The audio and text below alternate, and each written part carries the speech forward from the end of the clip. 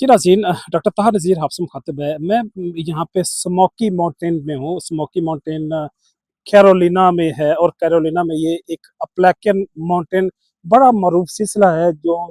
Florida से start होता है और वो इवन कनाडा तक जाता है। ये सारी स्टेट जो हैं, जो कोस्टल लाइन है, इनको क्रॉस करते हुए वो चाहे इनको जो फ्लोरिडा के साथ ये आगे कैरोलिना में आ जाता है, फिर वर्जीनिया में, फिर न्यूयॉर्क में, न्यूयॉर्क के साथ आगे मेन से ये क्यूबिक में आगे जाके एंटर हो जाता है। और आगे ये सिर्फ क्यूबिक तक नहीं रहता, बल्कि क्यूबिक से आगे तक भी ये न्यू फिनलैंड तक जाता है, न्यू न्यू ब्रंसविक तक जाता है। तो गोया ये जो माउंटेन की सीरीज है, ये जो सीक्वेंस है, ये फ्लोरिडा से स्टार्ट होती है, ये आगे तक जाती है। तो गोया यहाँ पे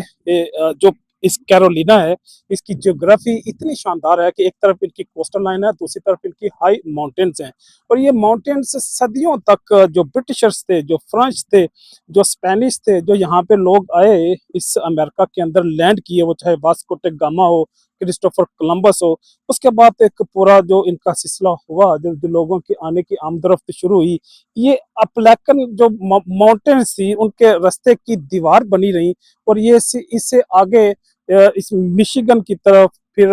डैलस की तरफ, फिर उससे आगे टेक्सास की तरफ ये फ्लो नहीं कर सके ये पॉपुलेशन। लेकिन जब इन्होंने टनल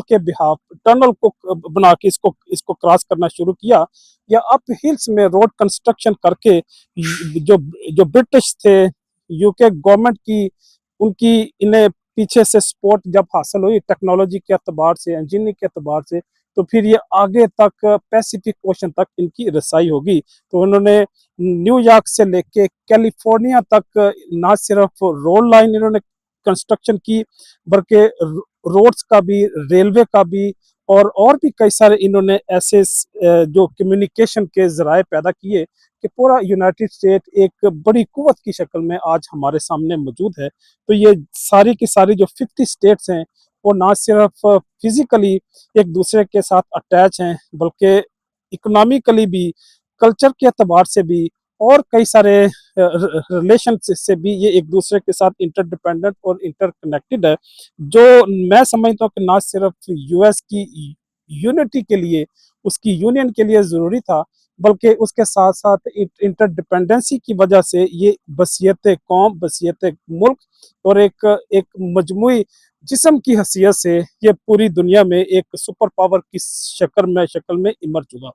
तो गोया इसमें जो कैरोलिना है जहाँ पे मैं खड़ा हूँ, इसकी ना सिर्फ कोस्टल लाइन का, इनकी हाई माउंटेन्स का, इनकी वुड और टिम्बर्स का,